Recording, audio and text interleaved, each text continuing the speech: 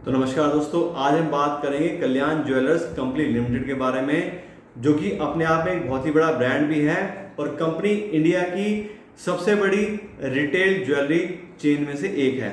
पिछले साल ही अभी कंपनी का आईपीओ आया है और अब कंपनी एक लिस्टेड या पब्लिक लिमिटेड कंपनी बन गई है।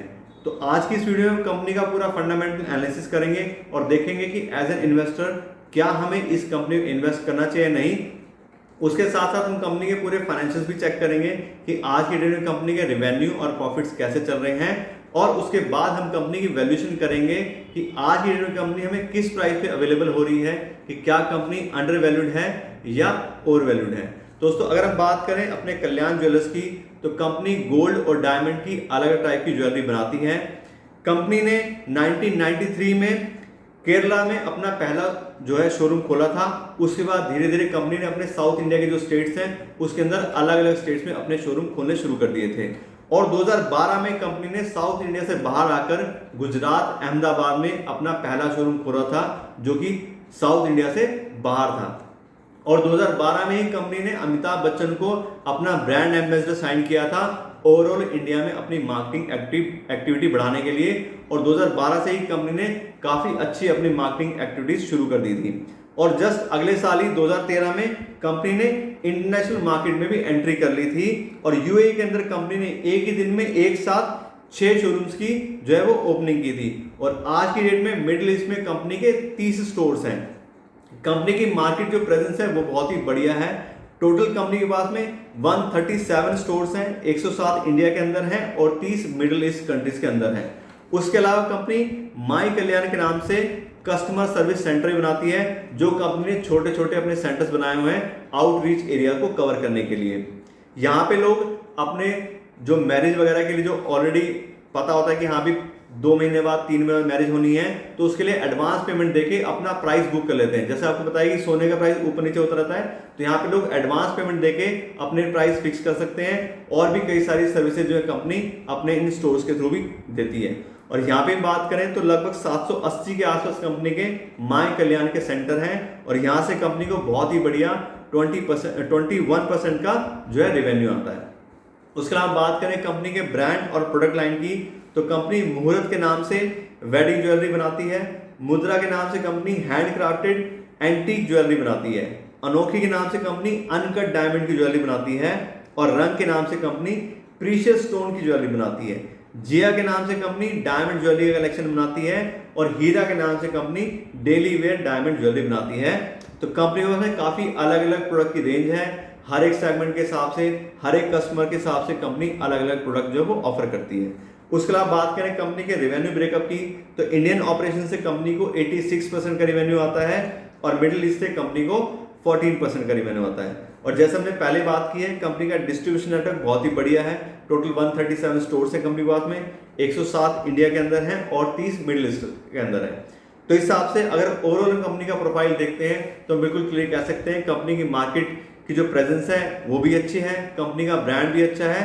तो कंपनी जो प्रोडक्ट वाइज है वो बहुत ही बढ़िया कंपनी। दोस्तों, अभी तक तो बात हो गई कंपनी के प्रोडक्ट के बारे में और कंपनी के ब्रांड रिकॉग्निशन के बारे में।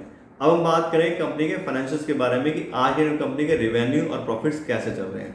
तो मैं आपको बता दूं, किसी भी कंपनी का फाइनेंशियल एनालिसिस करने के लिए मैं यूज करता हूं पिछले 5 साल का डेटा, जिससे हमें कंपनी के बारे में डिटेल नॉलेज मिल सके। लेकिन जैसे बताया, अभी पिछले साल इस कंपनी का आईपीओ आया है, तो अभी इस कंपनी का हमारे पास 4 साल का डेटा अवेलेबल है, और उसके हिसाब से हम इसका आज एनालिसिस करेंगे। और सबसे पहला जो पैरामीटर जिसको कंपनी को चेक करते हैं वो है रेवेन्यू। और यहाँ पे हम देखें तो 2018 में कंपनी का लगभग 10,400 करोड़ के आसपास का रेवेन्यू था, और 2019 में 9,700 करोड़ रुपए का हो गया। फिर 2020 में 10,000 करोड़ का हो गया, और फिर वापस से 2021 में 8,500 करोड़ रुपए का हो गया। तो कंपनी के अंदर हमें स्टेबिलिटी दिखाई नहीं दे रही। कंपनी के रेवेन्यू कभी इंक्रीज हो जाते हैं, कभी कम हो जाते हैं, तो उससे हम कह सकते हैं कंपनी अभी स्टेबल कंपनी नहीं है। उसके बाद में अगला पैरामीटर देखते हैं ग्रॉस प्रॉफिट मार्जिन का। तो यहाँ पे कंपनी पास 16-17 का जो है एवरेज है, बल्कि उससे कम ही गए तो वो कंपनी पास ग्रॉस प्रॉफिट मार्जिन है, और ये भी कंपनी का एक नेगेटिव पॉइंट है।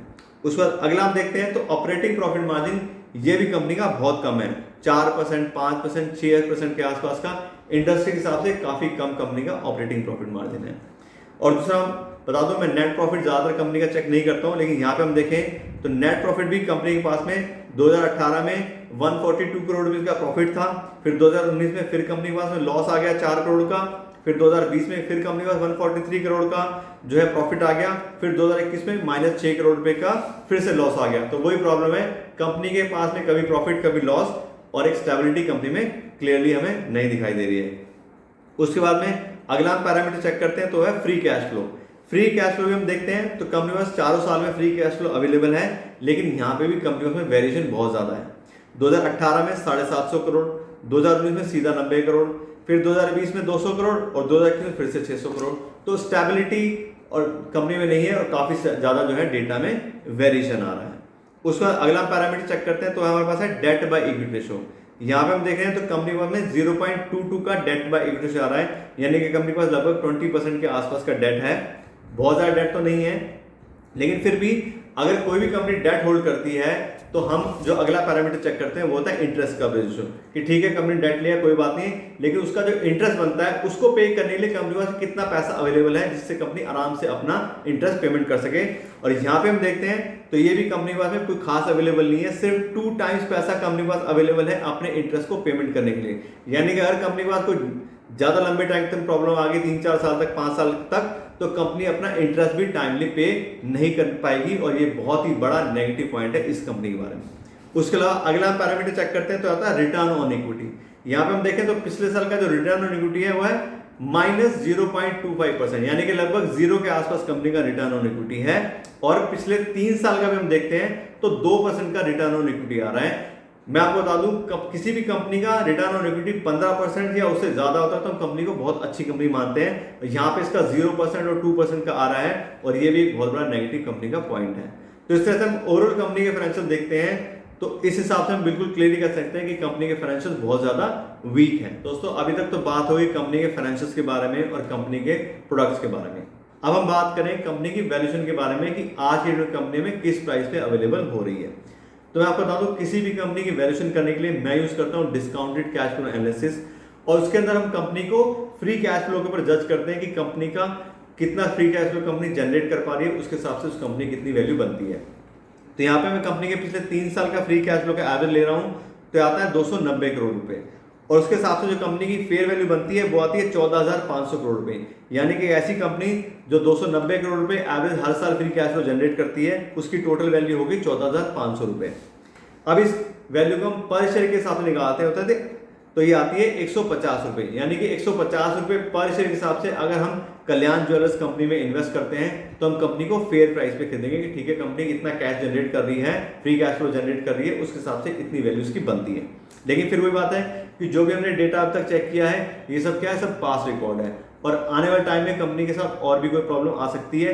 और अभी हमने जैसे फाइनेंशियल चेक किए हैं तो ऑलरेडी कंपनी के अंदर काफी सारी प्रॉब्लम्स हमें दिख रही है, कंपनी की स्टेबिलिटी नहीं आ रही है। तो उसके लिए हम क्या यूज करते हैं, हम उसके लिए यूज करते हैं मार्जिन ऑफ सेफ्टी का कॉन्सेप्ट, कि जो भी कंपनी की फेयर वैल्यू है उसके 50% में हम कंपनी को खरीदने की कोशिश करनी चाहिए जिससे हम आने वाले रिस्क को अच्छे से मैनेज कर सकें। तो मार्जिन ऑफ सेफ्टी हो गया यहाँ पे, जैसे 150 रुपए हमने बताया आपको पर शेयर का प्राइस है फेयर वैल्यू, तो उसका 50% होगा 75 रुपीज, यानी कि अगर हम 75 रुपीज पर शेयर के हिसाब से कल्याण ज्वेलर्स में इन्वेस्ट करेंगे तो हम कंपनी कोई अच्छे प्राइस पे खरीदेंगे और अपने आने वाले रिस्क को अच्छे से मैनेज कर लेंगे। तो ये तो क्या हमारा प्राइस कि हम किस प्राइस पे अगर हम चाहें इन्वेस्ट करना तो किस प्राइस पे करना चाहिए। अब हम बात करते हैं कंपनी के करंट शेयर प्राइस की।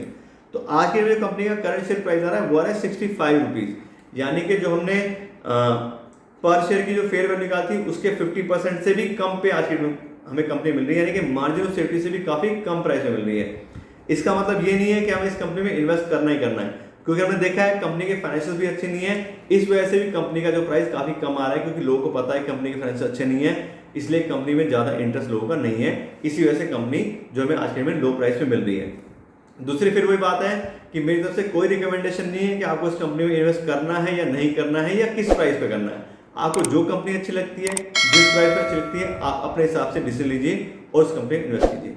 लेकिन जैसे हम बात करें इस कंपनी की, तो कंपनी के बारे में आपको डिटेल नॉलेज दे दी है, कंपनी के शोरूम्स अच्छे हैं, कंपनी अभी काफी एडवर्टाइजमेंट कर रही है और आगे आगे बढ़ने की कोशिश कर रही है, लेकिन अभी कंपनी के फाइनेंशियल्स अच्छे नहीं है, इसी वजह से कंपनी की वैल्यूएशन भी कम आ रही है। तो आशा करता हूं कंपनी के बारे में आपको डिटेल नॉलेज दे दी है। तो अगर आपको मेरी वीडियो ये अच्छी लगी हो तो उसको लाइक और शेयर जरूर कीजिएगा और मेरे चैनल को सब्सक्राइब कर लीजिएगा। Thank you so much.